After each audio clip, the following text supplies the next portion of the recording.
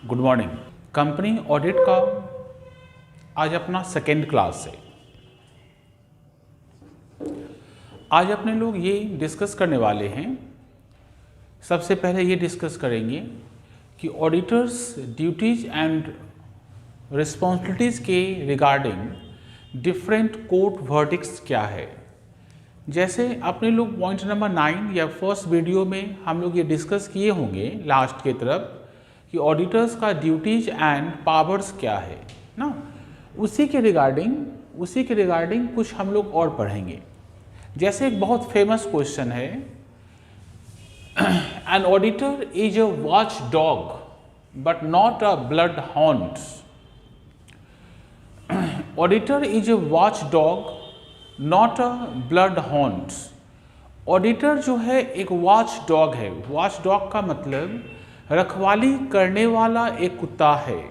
वो blood horned का मतलब डिटेक्टिव कुत्ता नहीं है, मतलब शिकारी। जो शिकारी होता ना, एक मर्डर हुआ, अब एक कुत्ता खून को सूंघते सूंघते मर्डर के पास पहुंच गया, ये कैपेबिलिटी ऑडिटर के पास नहीं होता है, वो डिटेक्टिव नहीं है। ये बेसिकली एक जजमेंट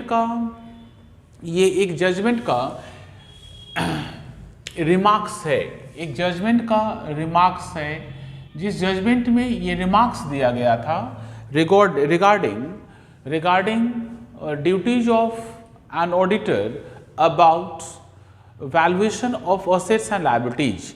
बैलेंस शीट का असेट्स लायबिलिटीज वैल्यूएशन के रिगार्डिंग, ठीक है, एक ऑडिटर के ड्यूटीज के ऊपर ये रिमार्क्स दिया गया है। ये क्लासिक रिमार्क्स है, मतलब इससे पहले कभी नहीं हुआ था, ठीक है। ये किस केस में हुआ था? ये किंगस्टोन कॉटन मिल केस में 1896 में ये केस हुआ था। 1896 में एक केस हुआ था। उसी केस के जजमेंट में, ठीक है, जो जज है ये स्टेटमेंट बोले थे कि ऑडिटर जो है वॉचडॉग है, नॉट अ ब्लड हॉन्ट। 1896 में अब हम लोग को जाना पड़ेगा, केस क्या था समझना पड़ेगा। केस ये था कि एक कंपनी का बैलेंस शीट ऑडिट करते समय या कंपनी का फाइनेंशियल स्टेटमेंट का ऑडिट करते समय क्लोजिंग स्टॉक का वैल्यू ओवर वैल्यूड हो गया, क्लोजिंग स्टॉक का वैल्यू ज़्यादा हो गया। और ये जो ज़्यादा वैल्यू जो हुआ, ये मैनेजर के रिपोर्ट के कारण हुआ। कंपनी का जो मैनेजर था वो ऑडिटर को बोला कि कंपनी का क्लोजिंग स्टॉक का वैल्यू इतना है। ऑडिटर उसके बात पे विश्वास किया, कर लिया, ठीक है, एंड उसी क्लोजिंग स्टॉक को ट्रेडिंग अकाउंट के में लिख दिया, ठीक है, क्योंकि मैनेजर है भाई, मैनेजर कुछ बोला है तो उसके बाद तो आप कैसे विश्वास नहीं करिएगा, ठीक है। उसी का बोला हुआ वैल्यू क्लोजिंग स्टॉक को ट्रेडिंग अकाउंट में लिखा गया। तो जानते होंगे आप लोग, क्लोजिंग स्टॉक ओवर वैल्यूड यदि हो जाए एंड उसको ट्रेडिंग अकाउंट में यदि लिख लेते हैं तो कंपनी का gross profit GP over valued हो जाएगा एंड कंपनी का नेट प्रॉफिट भी ओवर वैल्यूड हो जाएगा। इसका मतलब कंपनी का जीपी भी बढ़ गया और एनपी भी बढ़ गया। तो एनपी ज़्यादा था ना, तो कंपनी एक्साइटेड होकर उस एनपी से डिविडेंड डिक्लेयर कर दिया। अब देखिए, कंपनी डिविडेंड पे कर दिया, डिविडेंड पेमेंट हो गया, लेकिन प्रॉफिट तो गलत था ना, क्योंकि क्लोजिंग स्टॉक का वैल्यू मैनेजर गलत बोला था एंड ऑडिटर सिर्फ ये लिख दिया था बैलेंस शीट में कि as per closing stock is as per manager certificate. ये बात लिखकर वो अपना बैलेंस शीट को साइन कर दिया, कंपनी को सबमिट कर दिया। कंपनी देखा बहुत ज़्यादा प्रॉफिट है और कंपनी उसमें से डिविडेंड डिक्लेयर कर दिया। डिविडेंड डिक्लेयर करने के बाद पता चला कि अरे बाबा, इतना प्रॉफिट तो था नहीं, ठीक है, एंड डिविडेंड जो पेमेंट हो गया और कैपिटल से पेमेंट हो गया, कंपनी का कैपिटल से पेमेंट डिविडेंड हो गया। कभी किसी कंपनी का डिविडेंड कैपिटल से पेमेंट हो जाए तो कंपनी ऑटोमेटिकली वाइंड अप हो जाएगा, मतलब वो कंपलसरी वाइंडिंग अप केस में फॉल करता है, मतलब अब उसका कोई सुनवाई नहीं है, कंपनी बंद करना ही पड़ेगा। बिकॉज आप किससे पेमेंट कर दिए? आप अपने कैपिटल को रिफंड कर दिए। कैपिटल रिफंड का मतलब ही होता है, इसका मीनिंग ही होता है कि आपका बिजनेस वाइंड अप हो जाएगा। और ऐसा ही हुआ, वो कंपनी बंद हो गया, कंपनी वाइंड अप हो गया। तो कंपनी को वाइंड अप करने के लिए जो आदमी अपॉइंट होता है वो भी कोर्ट का आदमी होता है, उसका नाम लिक्विडेटर होता है। लिक्विडेटर जब आके सारा काम, जब सारा एसेट को बेचा, लायबिलिटीज वाले को पेमेंट किया, जब सारा ड्रामा जब लिक्विडेटर खत्म किया, तो लिक्विडेटर इस बात को पॉइंट आउट किया कि ये ऑडिटर के गलती के कारण ये कंपनी बंद हुआ। लेकिन समझिए बात, मतलब कंपनी का मैनेजर साइड है, कंपनी को कोई मतलब नहीं। जो लिक्विडेटर जो पूरा कंपनी को बंद करके चला गया, वो जाते जाते अपना कमेंट में लिखता है कि ऑडिटर के नेग्लिजेंस के कारण कंपनी बंद हो गया। इसका मतलब कंपनी के, इसका ऑडिटर के ऊपर चार्ज आ गया। चार्ज का मतलब ऑडिटर को गलत ठहराया गया कि आपके मिस्टेक के कारण एक चलता फिरता कंपनी बंद हो गया। जैसे वो तो लिक्विडेटर तो कोर्ट का अपॉइंट किया हुआ पर्सन है ना, लिक्विडेटर कोर्ट का क्या अपॉइंट किया पर्सन है, तो ये बात कोर्ट फिर पहुंच गया, क्योंकि लिक्विडेटर तो कोर्ट में ही बोला होगा। वो ऑडिटर को गिल्टी माना, जो लिक्विडेटर है उसके पॉइंट ऑफ व्यू से जो ऑडिटर है वो उसी का ही गलती था, ठीक है। तो केस चला होगा, जाहिर सा बात है। उस केस में 2 जज थे। जब वर्डिक्ट हो रहा था, जब सारा सिनेरियो देखने के बाद जो वर्डिक्ट होता है, जब फैसला सुनाया जाता है, तो 2 जज थे। उसमें एक जज का नाम था जस्टिस लिंडले। जस्टिस लिंडले बोले कि देखो भैया, ऑडिटर का ये काम ही नहीं है, it is no part of auditor duty, it is no part of an auditor's duty to value stock. Auditor का काम स्टॉक का वैल्यू करना नहीं है, ऑडिटर वैल्यूअर नहीं होता है, स्टॉक का वैल्यूएशन वो नहीं करेगा, ठीक है। लेकिन he must rely on the trusted employees of the company, और इसके लिए कंपनी का जो ट्रस्टेड एम्प्लॉय है, ट्रस्टेड एम्प्लॉय का मतलब कंपनी जिस पर विश्वास करता हो, जो कंपनी का ट्रस्टेड स्टाफ है, उसके ऊपर उसको भरोसा करना पड़ेगा, उसके ऊपर उसको रियलाई करना पड़ेगा। इसका मैनेजर के ऊपर रियलाई किया। और एक जज थे, उनका नाम था जस्टिस लोप्स। जस्टिस लोप्स बोले कि auditor is not a detective, auditor detective नहीं है, ठीक है। ही जो वॉच डॉग, वो सिर्फ आपका वॉच डॉग है, वो सिर्फ ये देखेगा कि कौन सा एंट्री आया, कौन सा एंट्री गया। जैसे देखते हैं ना वॉच डॉग, हम लोग गेट में बांध के रखते हैं, दरवान कौन आया कौन गया उसका खबर बताएगा। ठीक इसी तरीके से ऑडिटर का देखने का ये काम है कि कौन सा एंट्री लिखा है, कौन सा एंट्री नहीं लिखे हैं, क्या आपका गलती है, क्या आपका फ्रॉड है, ये देखना उसका काम है, ठीक है। वो डिटेक्टिव नहीं है, ठीक है। मतलब वो ब्लड हाउंड नहीं है, उसी केस में बोला गया ही जस्टिफाइड, मतलब ही जस्टिफाइड का मतलब ऑडिटर को जज बोले ऑडिटर ठीक था, ऑडिटर ठीक किया। कैसे ठीक किया? In believing the trusted employee of the company, company का जो ट्रस्टेड एम्प्लॉय है, जिस एम्प्लॉय पर कंपनी ट्रस्ट करता है, जो कंपनी का मैनेजर है, उस पर विश्वास किया तो ठीक किया, कोई गलती नहीं किया। एंड जब तक कोई सस्पिशन अरोज नहीं होता है, तब तक उसको सिर्फ रीजनेबल केयर ही रखना है। यदि कभी कोई सस्पिशन अरोज होता है, मतलब कभी कोई सस्पिशन अरोज होता है, देख के लगेगा कि नहीं ये गलत है, in such case from the bottom of the things उसको वेरीफाई करेगा। लेकिन जब तक कोई सस्पिशन अरोज नहीं होता है, ठीक है, तब तक वो सिर्फ रीजनेबल केयर रखेगा, इससे ज़्यादा कुछ नहीं कर पाएगा, ठीक है। इसका मतलब उस केस लॉ में ऑडिटर को गिल्टी नहीं माना गया। जो लिक्विडेटर था वो ऑडिटर को गिल्टी माना, लेकिन जो जज था ऑडिटर को गिल्टी नहीं माना। देखिए हम आपको बताते हैं थोड़ा सा, ये एक क्लासिक रिमार्क्स था regarding duty of auditor for valuation of asset and liabilities. इसमें मैनेजर, कंपनी का जो मैनेजर था वो क्या सबमिट किया था? False value of stock. आपको केस लॉ लिखना पड़ेगा, इसका आंसर लिखने के लिए आपको एक केस लॉ ही लिखना पड़ेगा। ये फॉल्स वैल्यू लिखने के कारण कंपनी का नेट प्रॉफिट जो है ओवर स्टेटेड हो गया एंड कंपनी ने डिविडेंड डिक्लेयर कर दिया। Out of such net profit, उस नेट प्रॉफिट से कंपनी डिविडेंड पे कर दिया। बाद में देखा गया कि ये डिविडेंड पेमेंट के कारण पेमेंट कहाँ से हो गया, ठीक है, dividend was paid out of profit नहीं होगा, out of capital. Out of dividend कहाँ से पेमेंट हो गया? आउट ऑफ कैपिटल से पेमेंट हो गया, ठीक है, जिसके कारण कंपनी वाइंड अप हो गया, ठीक है, जिसके कारण कंपनी वाइंड अप हो गया। ऑडिटर से पूछा गया तो ऑडिटर बोला कि देखो भैया, हमको तो मैनेजर बताया था कि ये स्टॉक का वैल्यू है, एंड हमको कोई सस्पिशन नहीं लगा, हमको कोई डाउट नहीं हुआ, ठीक है, इसीलिए हम उसी वैल्यू को लिख दिया एंड उसी से नेट प्रॉफिट निकाला गया, ठीक है। लेकिन जो लिक्विडेटर था कंपनी का, लिक्विडेटर, वो कंपनी का लिक्विडेटर वो ऑडिटर के ऊपर चार्ज लगाया, चार्ज ऑफ नेग्लिजेंस। वो ऑडिटर को बोला कि आपकी गलती के कारण ये कंपनी बंद हुआ है।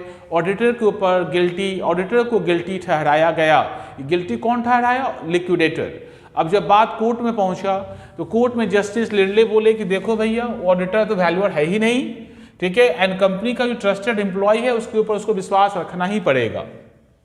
जस्टिस लोब्स बोले कि ऑडिटर डिटेक्टिव नहीं है, वो सिर्फ वॉच डॉग है, वो शिकारी कुत्ता नहीं है, ठीक है, डिटेक्टिव नहीं है, ठीक है, एंड उसको हमेशा ही कंपनी का जो ट्रस्टेड स्टाफ है उस पर विश्वास करना पड़ेगा, उस पर विश्वास रखना पड़ेगा, तब तक जब तक कोई सस्पिशन अरोज ना हो। जब तक कोई सस्पिशन अरोज नहीं होता है तब तक वो सिर्फ रीजनेबल केयर रख कर ही अपना काम करेगा, ठीक है, इससे ज़्यादा उसको कुछ नहीं करना है। इसका मतलब इस केस लॉ में ऑडिटर को बरी कर दिया गया, ऑडिटर के ऊपर कोई चार्ज नहीं लगा, और साथ में बोल दिया गया कि ऑडिटर कंपनी का ट्रस्टेड एम्प्लॉय पर विश्वास करेगा। इसका मतलब फॉल्ट मैनेजर का हो गया। अब मैनेजर का क्या हुआ वो हमको भी नहीं पता, हम ऑडिट पढ़ा रहे हैं। हम लोग बात करेंगे, जैसे हम लोग पढ़े ना, auditor is not a blood hound, he is a watch dog, ये स्टेटमेंट है, रिमार्क्स है ना। ऐसे एक रिमार्क्स और भी है, an auditor is not a valuer. उसी केस लॉ का वर्डिक्ट है, इसीलिए दोबारा से नोट्स नहीं लिखे हैं। उसी केस लॉ में जो जस्टिस, हम लोग जो केस लॉ डिस्कस किए थे पॉइंट नंबर 10 में, वो तो उतने ही डिस्कस किए थे ना जितना उस आंसर के लिए चाहिए था।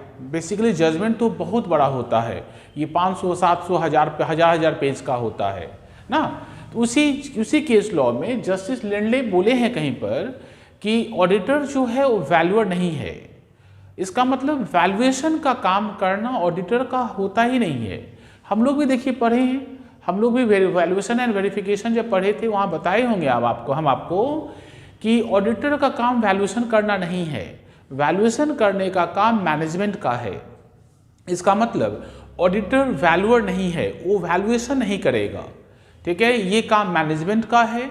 मैनेजमेंट को यदि प्रॉब्लम होगा तो वैल्यूअर कहीं बाहर से बुला के ला सकता है, लेकिन ऑडिटर का काम वैल्यूएशन करना नहीं है। ऑडिटर का काम नो डाउट वेरिफिकेशन करना है, नो डाउट वाउचिंग करना है, ट्रांजैक्शन का को एग्जामिन करना है, लेकिन असेट्स एंड लायबिलिटीज़ का वैल्यू सही लिखा है कि नहीं, ठीक है, या वैसा ही लिखा है कि नहीं देख सकता है वो, पर सही निकला है कि नहीं ये देखना उसका काम नहीं है। ऑडिटर वैल्यूअर नहीं है, वो वैल्यूएशन का काम नहीं करेगा, ठीक है, वैल्यूएशन का काम नहीं करेगा। ऐसे क्वेश्चन पूछ सकता है, an auditor is not an accountant. Auditor, अच्छा इसका नोट्स जो है not in valuer study material में बहुत सुंदर से लिखा हुआ, छोटा में वहाँ से पढ़ लेना है, एक ही चीज़ नहीं लिखी क्योंकि फिर जस्टिस लिंडले वाला बात लिखना पड़ता, ठीक है।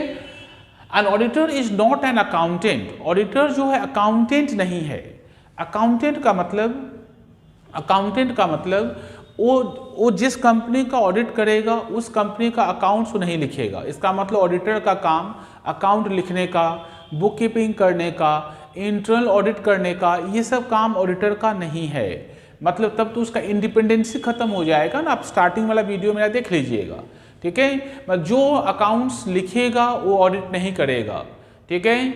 वो जो ऑडिट लिखेगा, जो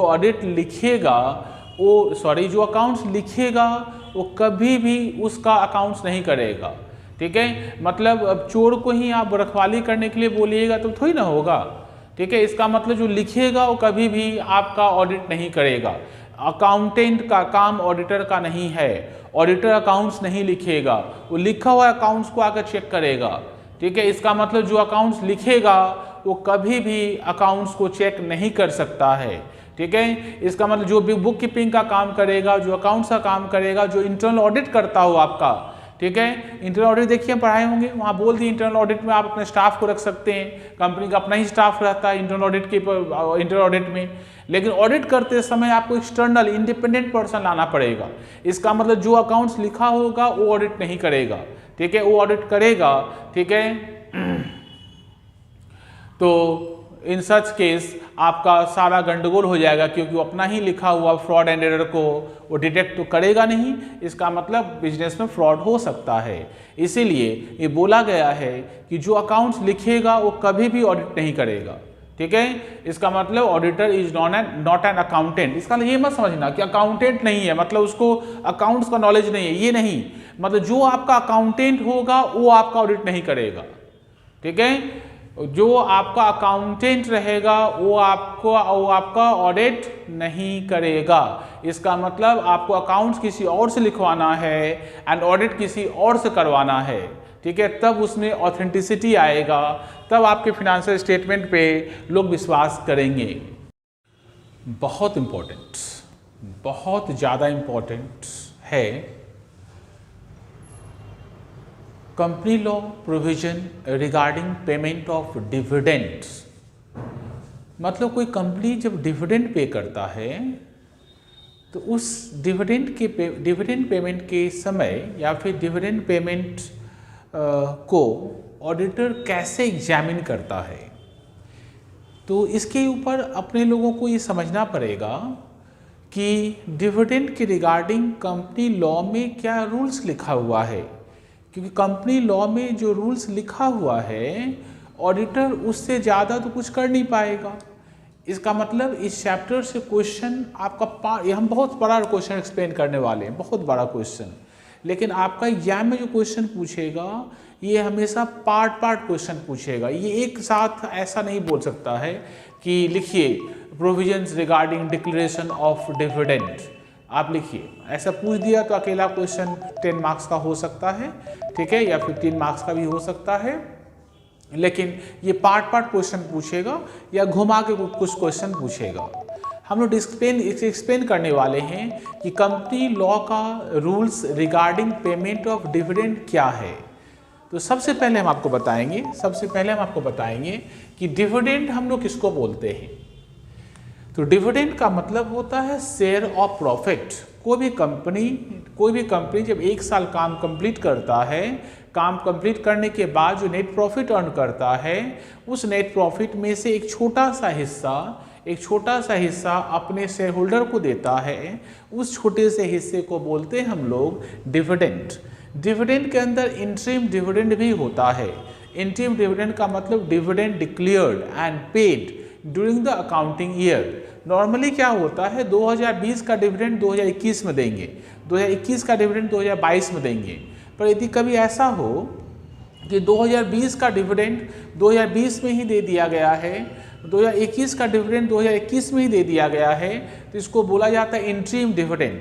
when dividend is paid during the accounting year then it is called interim dividend, ठीक है। अदरवाइज डिविडेंड कैसे होता है, इस साल का डिविडेंड अगले साल का डिविडेंड उसके अगले साल, उसको बोलते हैं प्रपोज डिविडेंड, ठीक है। तो डिविडेंड का मतलब शेयर ऑफ प्रॉफिट एंड इसके अंदर इंटरिम डिविडेंड इंक्लूड होता है। डिविडेंड देने का प्रोसीड्यूर क्या, तरीका क्या है, तो याद रखना एजीएम में बोर्ड ऑफ डायरेक्टर्स रिकमेंड करेगा कि डिविडेंड इतना % होना चाहिए, लेकिन उसको डिक्लेयर करने का पावर इक्विटी शेयर होल्डर के पास में है। इसका मतलब एजीएम जब बुलाया जाएगा, उस एजीएम में बोर्ड ऑफ डायरेक्टर्स डिविडेंड को रिकमेंड करेगा, पर इक्विटी शेयर होल्डर उसको डिक्लेयर करेगा, ठीक है। और जो rate board of director recommend करता है उस रेट से ज़्यादा डिविडेंड इक्विटी शेयर होल्डर नहीं एक्सेप्ट कर सकता है, पर चाहे तो रेट को कम कर सकता है। जैसे बोर्ड ऑफ डायरेक्टर बोला कि 10% डिविडेंड होना चाहिए, तो 10% से ज़्यादा इक्विटी शेयर होल्डर डिक्लेयर नहीं कर सकता है, पर 10% से कम करने का पावर उनके पास है, ठीक है। ये कहाँ से डिविडेंड देगा, कहाँ से डिविडेंड का पैसा कहाँ से आएगा, तो सबसे पहला है करंट ईयर प्रॉफिट। जो करंट ईयर है, करंट ईयर प्रॉफिट्स आप दे दीजिए, लेकिन after charging depreciation as per schedule 2। याद रखना, एज पर डेप्रिसिएशन का जो है, डेप्रिसिएशन का न्यू कंपनी लॉ में शेड्यूल 2 में डेप्रिसिएशन का रेट दिया हुआ है, उस रेट के अकॉर्डिंगली डेप्रिसिएशन चार्ज करने के बाद अपने प्रॉफिट से, आपके जो प्रॉफिट है उससे डेप्रिसिएशन शेड्यूल 2 के अकॉर्डिंगली जो निकलता होगा वो लेस कर दीजिए, बाकी प्रॉफिट से आप डिविडेंड दे सकते हैं। ठीक है। Accumulated profit of the company, company का जो एक्यूमुलेटेड प्रॉफिट है, एक्यूमुलेटेड प्रॉफिट का मतलब होता है, एक्यूमुलेटेड प्रॉफिट का मतलब होता है एक्सेप्ट करंट ईयर, मतलब करंट ईयर का प्रॉफिट को छोड़कर, एक्सेप्ट करंट ईयर का प्रॉफिट छोड़कर यदि कोई पुराना प्रॉफिट आपके पास है तो उस प्रॉफिट को भी आप यूज कर सकते हैं, लेकिन डेप्रिसिएशन हटाने के बाद। यदि आपको पैसा मिला है सेंट्रल गवर्नमेंट से या फिर स्टेट गवर्नमेंट से, स्टेट गवर्नमेंट से या फिर सेंट्रल गवर्नमेंट से, ठीक है, after giving guarantee by the company, मतलब गारंटी, कंपनी का गारंटी के बाद यदि पैसा आपको मिलता है, बेसिकली ये सब ग्रांट्स है या सब्सिडीज होता है, ठीक है, उस पैसे को भी आप यूज कर सकते हैं। ठीक है। एंड कोई भी कंपनी अपने प्रॉफिट से डिविडेंड तब तक डिक्लेयर नहीं कर सकता है जब तक पुराना कोई लॉस यदि है उसको राइट ऑफ ना कर ले, या पुराना कोई डेप्रिसिएशन जमा किया हुआ है तो उस डेप्रिसिएशन को राइट ऑफ ना कर ले। ठीक है। एंड लास्ट में फ्री रिजर्व को यूज करेंगे। इन शॉर्ट हम आपको सिंपल भाषा में सिखा देंगे कि डिविडेंड आप कहाँ से दे सकते हैं, तो हम लोग पढ़े होंगे कहीं ना कहीं। ठीक है। प्रॉफिट एंड फ्री रिजर्व से, प्रॉफिट का मतलब करंट ईयर प्रॉफिट, ठीक है, या फिर करंट ईयर को छोड़कर पुराना किसी ईयर का प्रॉफिट है या एक्यूमुलेटेड प्रॉफिट है तो उसको आप यूज कर सकते हैं, लेकिन बिना डेप्रिसिएशन चार्ज किए आप यूज नहीं करिएगा, आपको डेप्रिसिएशन चार्ज करना पड़ेगा और डेप्रिसिएशन शेड्यूल 2 के अकॉर्डिंगली होना चाहिए, सबसे पहला बात। दूसरा बात, कोई भी पैसा आपको सेंट्रल गवर्नमेंट, स्टेट गवर्नमेंट से मिला है, जो पैसा कंपनी गारंटी देने के बाद गवर्नमेंट से लिया है, उस पैसे को यूज कर सकते हैं। बेसिकली ये ग्रांट्स या सब्सिडी होता है। ठीक है। एंड कोई भी रिजर्व आपके पास है, कोई फ्री रिजर्व का मतलब जिस रिजर्व को कंपनी यूज कर सकता है, ठीक है, उस रिजर्व के पैसे से कंपनी डिविडेंड डिक्लेयर कर सकता है। मतलब कंपनी का रिजर्व का मतलब जनरल रिजर्व, बेसिकली रिजर्व का मतलब कंपनी का जो जनरल रिजर्व है या फिर कंपनी को ऐसा रिजर्व बनाया है जिस रिजर्व का यूज कंपनी अपने डिविडेंड पेमेंट के लिए करेगा। इसके लिए कंपनी कभी कभी बना के रखता है डिविडेंड इक्वलाइजेशन रिजर्व, कंपनी उसको यूज कर सकता है। ठीक है। इसका मतलब कभी आप एग्जाम में गए, क्वेश्चन आपसे वो ऐसे पूछा, can dividend be paid out of capital, capital, तो आप कैपिटल के, उसका आंसर आप कैपिटल के में नहीं छुपा हुआ है, आप कैपिटल के रिगार्डिंग कुछ मत बोलिए, आप ये लिखिए कि as per section 123 of companies act, इसका रूल्स 1 सेक्शन 23 में है, ये जो हम आपको बता रहे हैं ये आपका सेक्शन 123 का रूल्स है, सेक्शन 123 का रूल्स है। ठीक है। तो आपको ये लिखना है सेक्शन 123 के अकॉर्डिंगली कंपनी को डिविडेंड अपने करंट ईयर के प्रॉफिट से देना चाहिए, डेप्रिसिएशन के बाद कंपनी को डिविडेंड अपने एक्यूमुलेटेड प्रॉफिट से देना चाहिए, डेप्रिसिएशन के बाद कंपनी को जो पैसा central government and state government से मिला है गारंटी देने के बाद उस पैसे से कंपनी को डिविडेंड देना चाहिए। एंड कंपनी को अपना जो प्रॉफिट एंड रिजर्व्स है, जो फ्री रिजर्व्स है, जिस रिजर्व को कंपनी डिविडेंड के लिए क्रिएट किया है, ठीक है, उसमें से कंपनी को डिविडेंड देना चाहिए, कैपिटल से नहीं। यही इसका आंसर है। ठीक है। आप फालतू का ये मत लिखिएगा कि नहीं dividend can not be paid out of capital, है कैपिटल लेके आप घूम रहे हैं, सीधा काट देगा। आपसे यदि पूछता है कि कंपनी अपना कैपिटल से डिविडेंड दे पाएगा कि नहीं, तो सेम इसका आंसर ये लिखना है सोर्सेस। आपसे ऐसे पूछ दिया कि can a company declare dividend without writing of depreciation, तो ये तो लिखिएगा कि कंपनी बिना राइटिंग ऑफ डेप्रिसिएशन का डिविडेंड नहीं दे सकता है। ठीक है। उसका रीजंस, फिर ये रीजंस लिखिएगा। इसका मतलब जब भी आपसे उल्टा क्वेश्चन पूछे कि डिविडेंड कंपनी क्या प्रॉफिट से दे सकता है, डिविडेंड क्या कंपनी कैपिटल से दे सकता है, क्या डिविडेंड बिना कोई पास्ट लॉसेस को राइट ऑफ किए दे सकता है, या बिना डेप्रिसिएशन चार्ज किए दे सकता है, इसमें अनाप शनाप नहीं लिखना है। इसमें सोर्सेस ऑफ डिविडेंड जो है आपका, इसको बाकायदा सेक्शन के साथ आप अच्छे तरीके से लिखिएगा। ऊपर में थोड़ा इंट्रो मार दीजिएगा, नीचे में hence dividend company can not declare dividend without writing of past losses, तो आंसर आपका कंप्लीट हो जाएगा। ठीक है, अनाप शनाप नहीं लिखना है, क्योंकि वो जानता है कि जैसे आपसे पूछ दिया कि can a company declare dividend without writing of past losses, ठीक है, तो आप पास्ट लॉसेस लेके अनाप शनाप पढ़ के नहीं गए आप पढ़ के नहीं गए। कोई फ्रेंड से कोई पूछ दिया अच्छा ये है, अच्छा हम इसमें तो दो पैराग्राफ लिख लेंगे। जो क्वेश्चन आपका देखिएगा ना, देख के समझ जाएगा कि अनाप शनाप लिखा हुआ, उसको पढ़ने की जरूरत नहीं है। पर कैसे जैसे देखिए पॉइंट्स लिखा हुआ, अच्छा करंट ईयर प्रॉफिट लिखा है, अच्छा एक्यूमुलेटेड प्रॉफिट भी लिखा है, अच्छा सेंट्रल गवर्नमेंट स्टेट गवर्नमेंट भी लिखा हुआ है, अच्छा ये भी लिख दिया है अनलेस दिस, तो समझ जाएगा पढ़ा हुआ क्वेश्चन है, आपका फुल मार्क्स वो देगा। आप जो मार्क्स डिजर्व करते होंगे वो मार्क्स आपको दे देगा।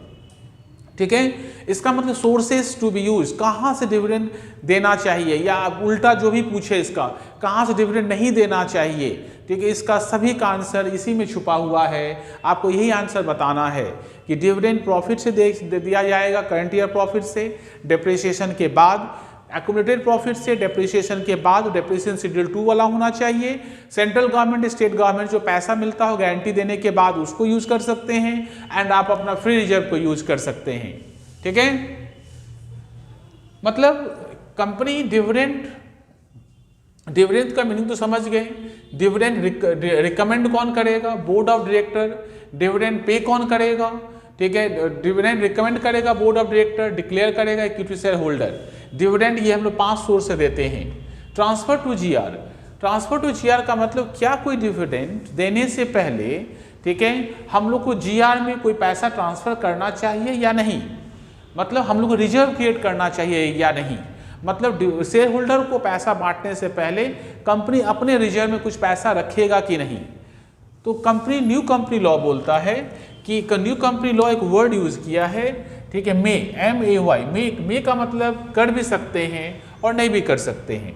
मे का मतलब कर भी सकते हैं या और नहीं भी कर सकते। इसका मतलब कोई कंपनी चाहे तो प्रॉफिट का एक सर्टेन परसेंटेज, ठीक है, जीआर में ट्रांसफर कर सकता है बिफोर डिक्लेरेशन ऑफ डिविडेंड। ये मे वर्ड का मतलब होता है ये कंपलसरी नहीं हुआ, कंपनी डिविडेंड डिक्लेयर कर भी सकता है और जीआर में ट्रांसफर कर भी सकता है और नहीं भी कर सकता है।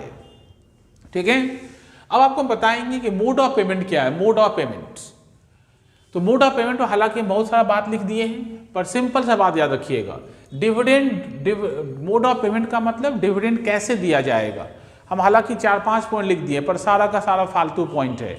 जो मेन बात हम आपको बताते हैं, डिविडेंड डिक्लेयर करने के 5 दिन के अंदर, 5 डेज के अंदर एक नया अकाउंट ओपन करना पड़ेगा, एक नया बैंक अकाउंट ओपन करना पड़ेगा, जिस बैंक अकाउंट का यूज सिर्फ आप डिविडेंड पेमेंट के लिए करेंगे, जिस बैंक अकाउंट का इस्तेमाल आप सिर्फ डिविडेंड पेमेंट के लिए करेंगे। आज के डेट में डिविडेंड सिर्फ इलेक्ट्रॉनिक मोड से पेमेंट होता है। ठीक है, ऐसे ऑप्शन है इलेक्ट्रॉनिक मोड का मतलब आपका जो बैंक अकाउंट है, आपका बैंक डिटेल्स जो बैंक के पास है, उस बैंक अकाउंट में आपका डिविडेंड का पैसा ट्रांसफर हो जाएगा। आपके घर में बोलेंगे ना कि चेक कैश आएगा बोल सकते, लिखा हुआ लॉ में, ठीक है, चेक आएगा लिखा हुआ लॉ में, ठीक है, ये डिविडेंड वारंट आएगा लिखा हुआ लॉ में, ठीक है, सब फालतू बात है, सारा का सारा फालतू बात है। मतलब कैश आपको बुलाकर नगद पैसा गिन के कोई देने वाला नहीं। चेक देने का सिस्टम था पहले, कॉन्सेप्ट खत्म हो चुका है। अभी लेटेस्ट कॉन्सेप्ट है कि कोई भी कंपनी डिविडेंड जो पेमेंट करेगा, मोड ऑफ पेमेंट, तो पेमेंट कैसे करेगा, और डिविडेंड के लिए एक अलग बैंक अकाउंट खोलेगा। 5 दिन के अंदर डिविडेंड डिक्लेयर हुआ, उसके 5 डेज के अंदर एक नया बैंक अकाउंट खोलेगा। उस बैंक अकाउंट में डिविडेंड वाला पूरा पैसा जमा हो जाएगा और उस अकाउंट से इलेक्ट्रॉनिक मोड मतलब ऑनलाइन ट्रांसफर से सभी को पैसा भेजा जाएगा। ये है मोड ऑफ पेमेंट। ठीक है, कंपनी चाहे तो कंपनी कभी भी नॉन कैश में डिविडेंड नहीं दे सकता है, पर कंपनी चाहे तो बोनस इशू कर सकता है। बोनस इशू एक अलग चीज है, अभी हम लोग डिस्कस नहीं करेंगे। कंपनी मतलब लॉ में बोला हुआ है कि dividend can only be paid in cash, ठीक है, लेकिन कंपनी चाहे तो बोनस इशू कर सकता है। बोनस इशू भी में कंपनी का प्रॉफिट एंड रिजर्व कैपिटल में कन्वर्ट हो जाता है, ये भी एक तरीका है, ठीक है, जिस तरीके से कंपनी अपना प्रॉफिट एंड रिजर्व्स अपने शेयर होल्डर में डिस्ट्रीब्यूट करता है, ठीक है। इसका मतलब बोनस इशू हो सकता है, ठीक है। यदि डिविडेंड अनपेड रह जाए, अच्छा ये समझिए थोड़ा, आज के डेट में डिविडेंड अनपेड कैसे रह पाएगा, ठीक है, अनपेड फॉर 30 डेज, ध्यान रखना, फ्रॉम डिक्लेरेशन मतलब डिक्लेरेशन के 30 दिन तक यदि कोई डिविडेंड अनपेड रह जाए, मतलब आप दे नहीं पाए। बताइए ऐसा पॉसिबल है क्या? आज की डेट में जब हर एक चीज़ को आधार से लिंक कर दे रहे हैं, हर एक चीज़ को पैन से लिंक किया हुआ है, बिना आपका बैंक अकाउंट से, बिना आपका बैंक डिटेल से आपका अकाउंट नहीं खुलेगा, तो क्या पॉसिबल है कि डिविडेंड अनपेड रह जाएगा? आंसर है कि हाँ पॉसिबल है, ठीक है, पॉसिबल है। क्यों? क्योंकि बैंक के पास आपका अकाउंट है, पर अकाउंट किसी रीजन से आपका फ्रीज हो चुका है, किसी रीजन से जो आप बैंक को अकाउंट नंबर दिए हैं, अकाउंट नंबर आपका बंद हो चुका है, वो बैंक अकाउंट आपके पास वो अकाउंट आप नहीं ऑपरेट करते हैं, या फिर किसी रीजन से बैंक उस अकाउंट को बंद कर दिया है।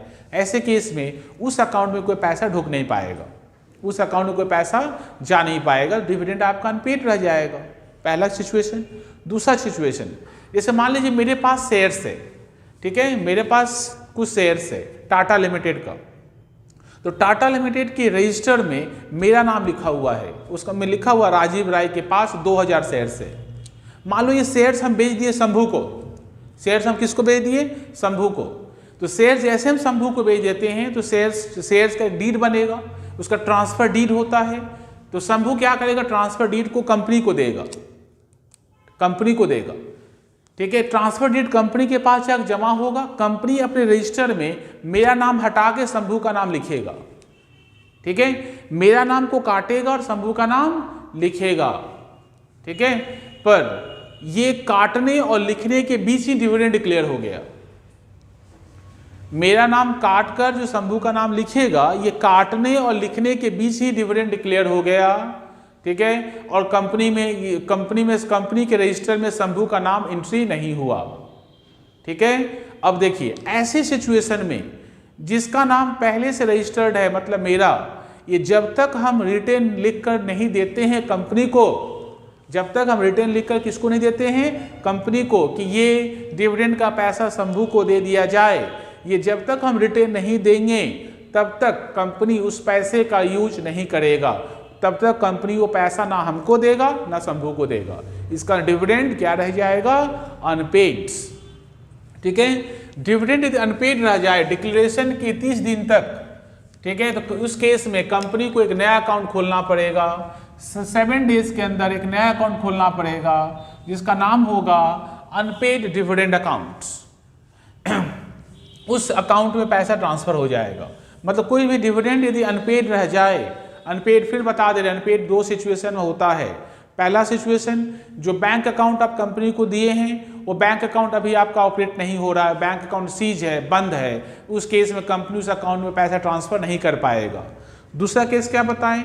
जब शेयर्स, एक शेयर होल्डर दूसरे शेयर होल्डर को ट्रांसफर कर शेयर्स बेचता है, ठीक है, और ये बेचने के बाद यदि कंपनी डिविडेंड डिक्लेयर करता है और कंपनी के बुक में ये ट्रांसफर का रिकॉर्ड नहीं है, मतलब एक शेयर होल्डर जैसे मिस्टर ए बेचा मिस्टर बी को, तो कंपनी के बुक्स ऑफ अकाउंट्स में मिस्टर ए का नाम लिखा हुआ है, कंपनी का शेयर होल्डर का लिस्ट में ए का नाम लिखा हुआ है, तो ए का नाम काट के बी का नाम लिखेगा ना। ये काटने और लिखने के बीच में डिविडेंड डिक्लेयर हो गया। ऐसे सिचुएशन में ए जब तक कंपनी को रिटर्न स्टेटमेंट ना दे दे कि ये पैसा बी को दे दीजिए, तब तक कंपनी उस पैसे को यूज नहीं कर सकता है। कंपनी उस पैसे को यदि यूज नहीं कर पाएगा 30 दिन तक, या 30 दिन तक ये काम नहीं हो पाया, हम लेटर नहीं दे पाए, तो कंपनी उस पैसे को अनक्लेम्ड डिविडेंड अकाउंट में या फिर अनपेड डिविडेंड अकाउंट में ट्रांसफर कर देगा 7 दिन के अंदर। 30 दिन खत्म होगा 7 दिन के अंदर, ठीक है। उस अकाउंट में यदि पैसा 7 ईयर्स तक अनक्लेम्ड रह जाए, 7 साल तक कोई पैसा लेने नहीं आया, ठीक है, तो investor education and protection fund, investor education and protection fund में पैसा चला जाएगा, मतलब पैसा आपका डूब गया। ये मेंटेन बाय सेंट्रल गवर्नमेंट, ये सेंट्रल गवर्नमेंट मेंटेन करता है ये सेंट्रल गवर्नमेंट अकाउंट मेंटेन करता है। इस फंड में जो पैसा आएगा उसका यूज किस में होगा? इन्वेस्टर एजुकेशन एंड प्रोटेक्शन, मतलब इन्वेस्टर को एडुकेट करने में एंड इन्वेस्टर को प्रोटेक्ट करने में जो खर्च होता है इसी फंड से पैसा जाएगा, ठीक है। यदि मान लीजिए ये पूरे काम में, ये पूरा काम, इधर का काम तो हो ही चुका, यहाँ पर डेज है ना, 5 डेज डिविडेंड 5 दिन के अंदर देना आपको, ठीक है, सॉरी 5 दिन के अंदर बैंक अकाउंट खोलना है, 30 दिन के अंदर डिविडेंड पे करना है। 30 दिन के अंदर नहीं पे हुआ तो 7 दिन के अंदर एक नया अकाउंट में पैसा ट्रांसफर होगा, ठीक है। पेनाल्टी क्या है? ये सब रूल्स नहीं फॉलो होगा तो पेनाल्टी क्या है? तो डायरेक्टर्स को 2 साल का सजा हो सकता है, ठीक है, और 1000 रुपया पर डे के हिसाब से जब तक डिफॉल्ट चलता रहेगा, ठीक है, जितने दिन का डिफॉल्ट होगा पर डे का 1000 रुपया डायरेक्टर्स के ऊपर फाइन लगेगा। कंपनी के ऊपर क्या फाइन लगेगा? तो जो डिले पीरियड है उसके ऊपर कंपनी को 18% इंटरेस्ट देना पड़ेगा, ठीक है, for delay period, for delay period. जितने दिन तक डिले होगा, जितने दिन तक डिले होगा उतने दिन का कंपनी को इंटरेस्ट पेमेंट करना पड़ेगा, ठीक है। आइए फास्ट रिकैप करेंगे। अब ये बात तो क्लियर हो गया कि डिविडेंड शेयर ऑफ प्रॉफिट है, डिविडेंड रिकमेंड करता है बोर्ड ऑफ डायरेक्टर पर डिक्लेयर करता है equity share holder. Dividend company अपना करंट ईयर प्रॉफिट से दे सकता है, पिछले साल या उसके पिछले साल या उसके पिछले साल के प्रॉफिट से दे सकता है, ठीक है, लेकिन डेप्रिसिएशन चार्ज करने के बाद, ठीक है, जो पैसा सेंट्रल गवर्नमेंट या स्टेट गवर्नमेंट से मिला है गारंटी देने के बाद उस पैसे को यूज कर सकते हैं, ठीक है। एंड कंपनी का जो फ्री रिजर्व्स है कंपनी उसको यूज कर सकता है। कंपनी डिविडेंड डिक्लेयर करने से पहले चाहे तो एक सर्टेन अमाउंट अपने जीआर में ट्रांसफर करेगा, ठीक है। Mode of payment, dividend declare के 5 दिन के अंदर एक नया अकाउंट खुलेगा, उस अकाउंट में डिविडेंड वाला पैसा जमा हो जाएगा और इलेक्ट्रॉनिक मोड से सबको पैसा मिलेगा। 30 दिन तक सबको पैसा नहीं मिलता है तो जिनको पैसा नहीं मिला है उनका जो पैसा है उनको अनक्लेम्ड डिविडेंड अकाउंट में ट्रांसफर कर देना। उस अकाउंट से 7 ईयर्स तक कोई पैसा लेने नहीं आता है तो investor protection and education fund में पैसा ट्रांसफर हो जाएगा, वो पैसा सेंट्रल गवर्नमेंट के पास चला जाएगा। इस रूल्स को यदि नहीं फॉलो किया जाए तो डायरेक्टर्स को 2 साल का सजा और 1000 रुपया पर डे के हिसाब से फाइन लगेगा एंड कंपनी को 18% पर एनम के हिसाब से इंटरेस्ट देना पड़ेगा। अब हम लोग पढ़ने वाले हैं जॉइंट ऑडिट। जॉइंट ऑडिट क्या होता है? मल्टीनेशनल कंपनी के केस में या फिर बड़े कंपनी के केस में ये पॉसिबल नहीं हो पाता है कि कोई एक ऑडिटर पूरा ऑडिट को कंप्लीट कर दे। मतलब किसी एक ऑडिटर या फिर किसी एक फर्म के कैपेबिलिटी के बाहर का बात है कि किसी मल्टीनेशनल कंपनी का ऑडिट कंप्लीट अकेला कर देगा, उसके लिए पॉसिबल नहीं है। ऐसे केस में जॉइंट ऑडिटर अपॉइंट होते हैं। मतलब जॉइंट ऑडिटर का मतलब सेवरल ऑडिटर एक साथ अपॉइंट होंगे। एक कंपनी को ऑडिट करने के लिए हो सकता है 2, 3, 4, 5 ऑडिट फर्म अपॉइंट किया जाएगा, ठीक है। ऐसा भी कभी होता है तो उसको हम लोग बोलते हैं जॉइंट ऑडिट। ये मल्टीनेशनल कंपनी के केस में या बड़े कंपनी के केस में पॉसिबल है। जैसे सपोज करिए एक बड़ा कंपनी है, उसका इंडिया में भी उसका ऑफिस है, उसका इंडिया में भी बिजनेस है, इंडिया में भी उसके अलग अलग स्टेट में उसका बिजनेस है, इंडिया के बाहर भी उसका बिजनेस है। मान लीजिए उसका यूके में बिजनेस है, यूएसए में बिजनेस है, ठीक है, कनाडा में बिजनेस है, लंदन में बिजनेस है, ठीक है, अलग अलग कंट्री में उसका बिजनेस है। ऐसे केस में कोई एक ऑडिटर के लिए पॉसिबल नहीं है, ये पॉसिबल नहीं है कि अकेला पूरा ऑडिट को कंप्लीट कर दे।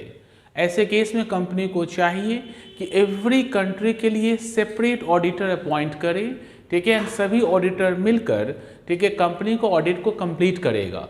ऐसा भी हो सकता है इंडिया में यदि आपके पास अलग अलग स्टेट में अलग अलग यदि आपके पास ऑफिस है, बहुत बड़ा आपका कारोबार है, तो ये इंडिया में भी हो सकता है रीजन के हिसाब से, ईस्टर्न रीजन का अलग ऑडिटर, वेस्टर्न का अलग, साउथ का अलग एंड नॉर्थ का अलग, ये पॉसिबल है, ठीक है। और ऐसा कभी होता है तो इस प्रोसेस को बोला जाता है जॉइंट ऑडिट करना, जहां पर सेवरल ऑडिटर मिलकर किसी कंपनी को ऑडिट करते हैं, ठीक है। जॉइंट ऑडिट का फायदा क्या होता है, क्या फायदा होता है? तो सबसे पहला कि pooling and sharing of expertise. Pooling का मतलब बहुत सारे ऑडिटर्स अपना बुद्धि एक साथ लगाएंगे ना, एक साथ कंबाइंड करेंगे ना।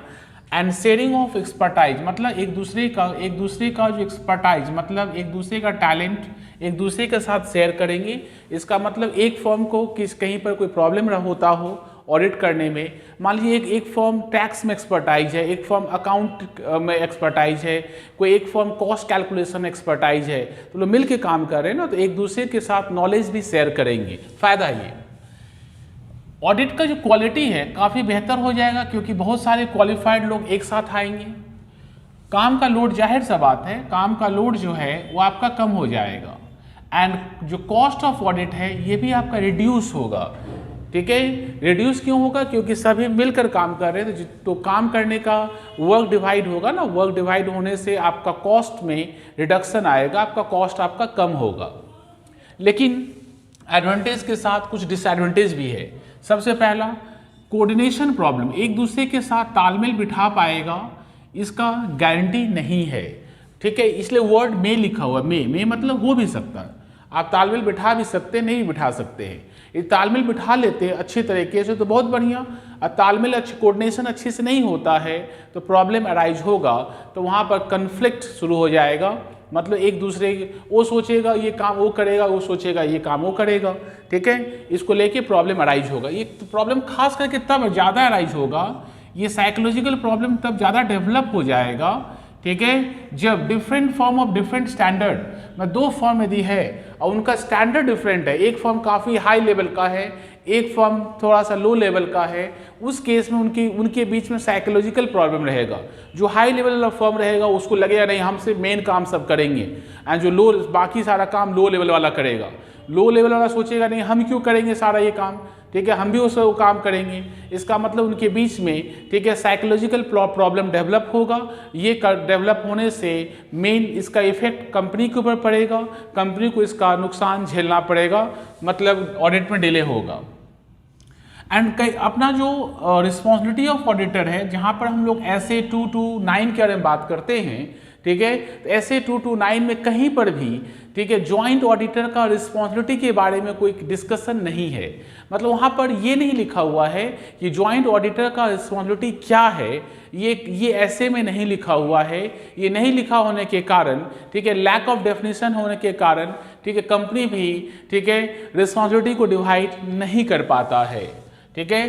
कॉमन एरिया, जो कॉमन एरिया ऑडिट का जो कॉमन एरिया है, जिस एरिया का ऑडिट सभी को मिलके करना है, वो नेग्लेक्ट हो जाएगा। मतलब वो सोचेगा A सोचेगा B करेगा, B सोचेगा A करेगा, A सोचेगा C करेगा, काम हो ही नहीं पाएगा। एंड फीस शेयरिंग को लेकर, फीस तो कॉमन रहेगा ना, फीस शेयरिंग को लेकर भी, ठीक है, उनके बीच में प्रॉब्लम अराइज होगा। यदि फीस कॉमन है तो, फीस यदि अलग अलग सबका है तो फिर ये आपका डिसएडवांटेज से हट जाएगा, ठीक है, ये आपका डिसएडवांटेज से हट जाएगा। ये डिसएडवांटेज होने के बावजूद भी, ये बात ध्यान रखिएगा, ये डिसएडवांटेज होने के बावजूद भी आपको जॉइंट ऑडिटर तो अपॉइंट करना ही पड़ेगा, क्योंकि जो आपको सिनेरियो बताए थे स्टार्टिंग में कि बड़े कंपनीज हैं, उस केस में तो आपका एक सिंगल ऑडिटर पूरा काम तो कर ही नहीं पाएगा। तो ये डिसएडवांटेज होने के बावजूद भी, ठीक है, कंपनी को जॉइंट ऑडिटर अपॉइंट करना ही पड़ता है, ठीक है। आइए इसके बाद हम लोग बात करेंगे लास्ट पॉइंट, ब्रांच ऑडिट का। इस चैप्टर का लास्ट टॉपिक ब्रांच ऑडिट। मान लीजिए जैसे जॉइंट ऑडिट पढ़े ना, ऐसे ब्रांच ऑडिट होता है। एक कंपनी का यदि अलग अलग स्टेट में अलग अलग ब्रांचेज है, तो उस केस में उसका ऑडिट कैसे होगा, या फिर एक कंपनी का कुछ ब्रांच इंडिया में है, कुछ ब्रांच फॉरेन में है, तो ऐसे केस में उसका ऑडिट कैसे होगा। तो जॉइंट ऑडिट के कॉन्सेप्ट से ही होगा, लेकिन उसी को हम दोबारा पढ़ेंगे ब्रांच ऑडिट के हिसाब से। यदि ब्रांचेज इंडिया में है तो इंडियन सीए अपॉइंट होगा। अपॉइंटमेंट करते समय यदि ब्रांच इंडिया में है, ठीक है, अपॉइंटमेंट के समय ब्रांच इंडिया में है तो इंडियन सीए अपॉइंट होगा। ब्रांच यदि फॉरेन में है तो फॉरेन सीए अपॉइंट होगा। मतलब इंडियन सीए जो है, इंडियन सीए वो जाके फॉरेन में काम नहीं करेगा, क्योंकि फॉरेन का रूल्स एंड रेगुलेशन उसको नहीं पता है। इंडियन सीए यदि है, इंडियन सीए तो इंडियन ब्रांच कंट्रोल करेगा, एंड फॉरेन ब्रांच के लिए वहाँ के लॉ के हिसाब से जो सीए पढ़ा होगा, या वहाँ के लॉ के हिसाब से जो क्वालिफाइड अकाउंटेंट होगा, वो उसका ऑडिट करेगा। ठीक है, पावर एंड ड्यूटीज क्या है, सेम जो हम लोग 143 में कभी एक्सप्लेन किए होंगे, सेम है। जो ब्रांच ऑडिटर है वो किसको रिपोर्ट करेगा, ब्रांच ऑडिटर अपना ऑडिट बनाकर हेड ऑफिस में जो ऑडिटर बैठा हुआ है उस ऑडिटर को अपना रिपोर्ट देगा। ठीक है, मेन ऑडिटर को अपना रिपोर्ट देगा। मेन ऑडिटर क्या करेगा, सारा ऑडिट को, सारा ब्रांच ऑडिटर का रिपोर्ट को इकट्ठा करेगा एंड उसके बेसिस में अपना फाइनल रिपोर्ट रेडी करेगा। ठीक है, इसमें और कुछ नहीं है। Okay, thank you. ये चैप्टर यहाँ खत्म होता है, अगले क्लास में न्यू चैप्टर पढ़ेंगे। Thank you.